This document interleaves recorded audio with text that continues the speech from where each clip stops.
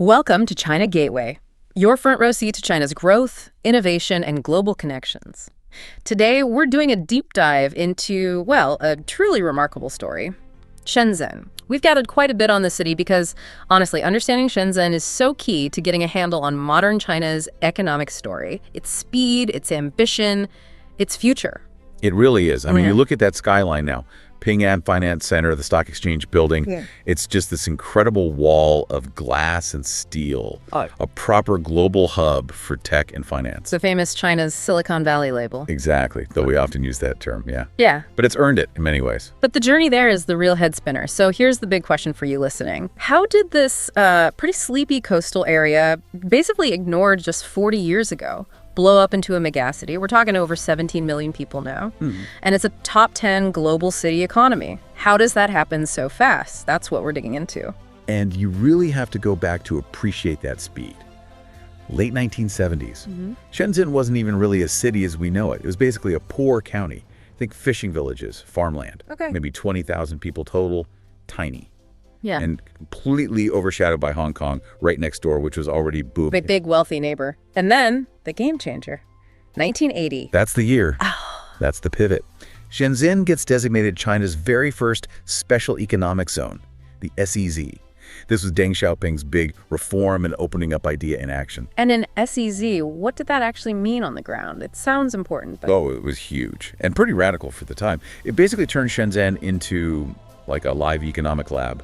A place to try out market economics, capitalist ideas inside a socialist country. A test zone. Exactly. They offered things you just couldn't get elsewhere in mainland China then. Big tax breaks, super cheap land leases, fewer rules, all designed to lure in foreign money. Initially from Hong Kong, I guess. Yeah. Right across the border. That was the first wave, yeah. Hong Kong businesses jumped at the chance for cheaper labor and land.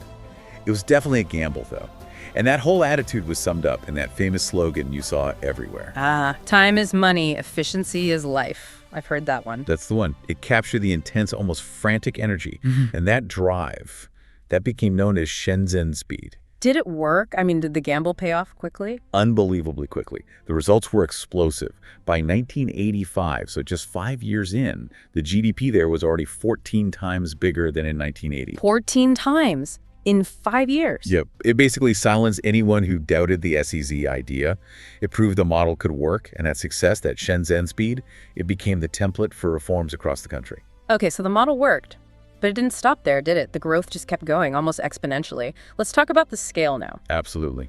Fast forward to today, 2024, Shenzhen's GDP is, well, it's massive, around $517 billion US. Wow. Put that in context for us. That puts it easily in the top 10 city economies worldwide. It's actually surpassed Hong Kong, its old mentor, and other big cities nearby like Guangzhou. That's incredible. And what about for the average person, all that growth? Does it translate? It does, significantly. The GDP per person is over $30,000 now. Okay, and that's comparable to... That's on par with developed countries like Spain or South Korea.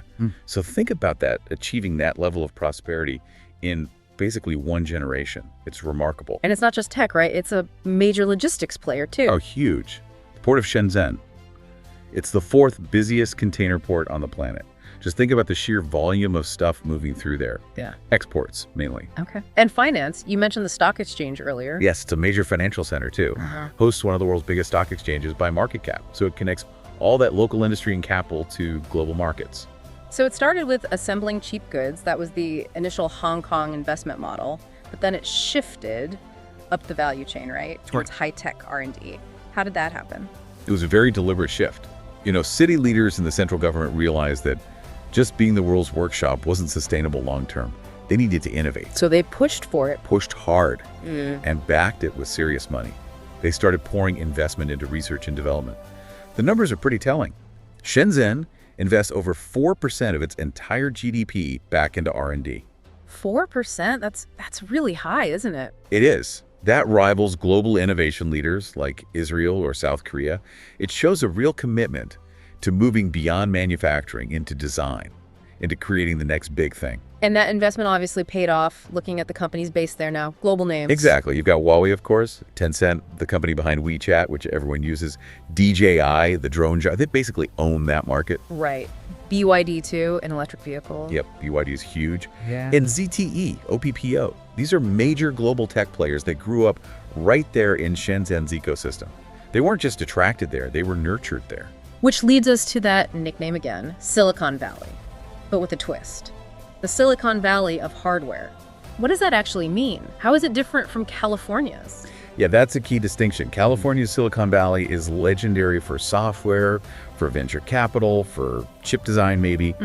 Shenzhen's real superpower is hardware, making physical things, innovating in the manufacturing process itself. Okay, unpack that for us. Why is being good at hardware so important? Like if I'm a startup founder with a gadget idea. Right. Think about the typical process. You're in, say, North America or Europe.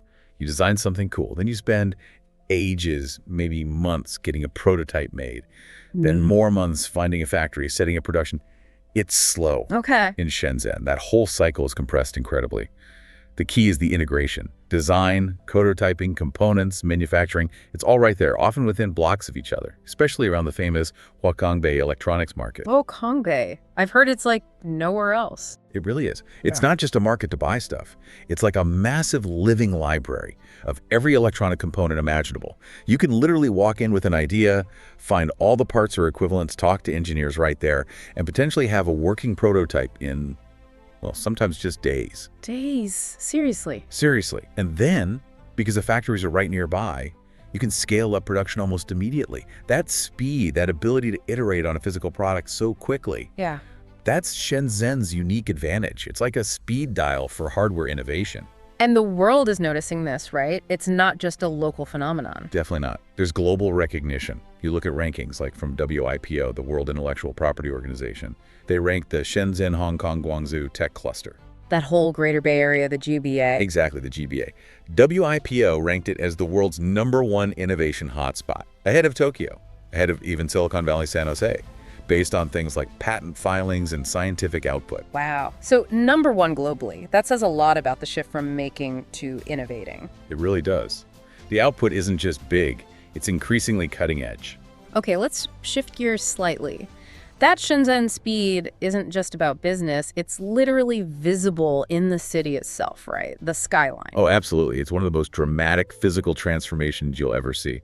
Shenzhen has, I think, the second highest number of skyscrapers in the world now. Second only to New York, Hong Kong. Actually, I believe Hong Kong is still #1, but Shenzhen is right up there, possibly surpassing New York, depending on how you count. It's dense and tall. And that's where the original Shenzhen speed phrase came from, wasn't it? That crazy fast construction. That's the origin story, yeah. Back in the 80s, building the Guomao, building the International Trade Center is a 50-story building, and famously, they were putting up a new floor every 3 days. 3 days per floor? How is that even possible? Incredible coordination, immense manpower, working 204/7 probably. But it became this symbol of the city's ambition, like we could build anything and we could do it faster than anyone else. But it's not just about building fast anymore, is it? There's this surprising green angle now. Sustainability. Yes, that's a really interesting, more recent chapter. Shenzhen has become a pioneer in sustainable transport. Get this. Back in 2017, it became the world's first major city to have a 100% electric public bus fleet. All of them. How many buses are we talking? Over 16,000 electric buses. And then they electrified the taxi fleet too, or most of it. It was this huge, rapid shift. So that speed applied to green policy too. Exactly. It shows they can pivot fast, implement big changes quickly when they decide to. It's become a model for other cities globally looking at clean urban transport. And what's it like to live there? Beyond the business and the tech, is it livable? Surprisingly so. For such a rapidly grown megacity, it's known for being relatively clean, modern, and very young. The average age is quite low because so many people move there for opportunities. I've heard it called the Garden City. Is that accurate? Yeah, they've actually put a lot of effort into green spaces, parks, like the big Shenzhen Bay Park along the waterfront. So despite the density, there are escapes. And remarkably, it's also considered one of the safest major cities in China. Really? Despite the scale and the migrant population? Yeah, some reports show it's had one of the biggest drops in crime rates globally over the last 5 years. Suggests that the rapid growth hasn't necessarily led to instability, which is quite an achievement. Okay, let's bring it back to those global comparisons. We talked about the Silicon Valley of hardware. There's that old saying, maybe a bit cliche now. Silicon Valley invents it, Shenzhen builds it. How fair is that today? It's becoming less and less fair. It was maybe true 10, 15 years ago, but now, Shenzhen isn't just building what others invent. It's deeply involved in the design, the prototyping, the iteration. So the lines are blurring. Definitely. Silicon Valley still has strengths, especially in fundamental software, maybe AI research and that deep VC ecosystem. But for turning a hardware idea into a scalable product fast, Shenzhen's integration is hard to beat. It's moving way beyond just assembly. And the scale difference is just huge, right? You mentioned the Greater Bay Area earlier. Yeah, the GBA, Shenzhen, Hong Kong, Guangzhou, combined its total GDP is something like, what, over $800 billion now? Maybe more? Wow. Compared to Silicon Valley. The California Silicon Valley region's GDP is maybe a third of that, roughly. So the economic weight of the GBA with Shenzhen at its core is immense. It's a different scale altogether. What about comparing it to, say, Seoul, another Asian tech giant? Interesting comparison. Both are high-tech powerhouses, but Seoul's modern development started much earlier, post-Korean War. Shenzhen's rise is compressed into just 4 decades. It's much faster, much more recent. And the per capita GDP is now similar, you said. Yeah, Shenzhen caught up incredibly quickly in terms of wealth per person, now rivaling South Korea's level. Another key difference, maybe, is the culture. Shenzhen is a city of migrants. Almost everyone came from somewhere else in China. That creates a very dynamic, adaptable, maybe more open melting pot environment compared to Seoul's more established, historically homogenous culture. So Shenzhen isn't just catching up. It's a genuine peer now. It has that sort of frontier energy, but with cutting-edge infrastructure. Exactly. It's this unique blend. And it acts as this crucial bridge, right? Using its own tech and manufacturing power, combined with Hong Kong's international finance connections right next door, to link China with the rest of the world. A gateway. A true gateway. It really symbolizes what's possible. How policy, investment, and just sheer hard work can transform a place so dramatically. And for entrepreneurs today, especially in hardware. Yeah, what's the opportunity? If you need to build something physical, prototype fast, test it, scale it, and maybe tap into that huge Chinese market, Shenzhen offers possibilities that are hard to find anywhere else. It's where East and West are really meeting and mixing in innovation. So the provocative thought, maybe for you, the listener, is what could you do with that kind of speed? If you could take an idea from concept to prototype in days, not months, what industries could be totally changed by applying that Shenzhen-style boldness and velocity? That's really something to think about. Absolutely. It's a city that forces you to rethink limitations. This is China Gateway, and we'll see you next time, right here where China meets the world.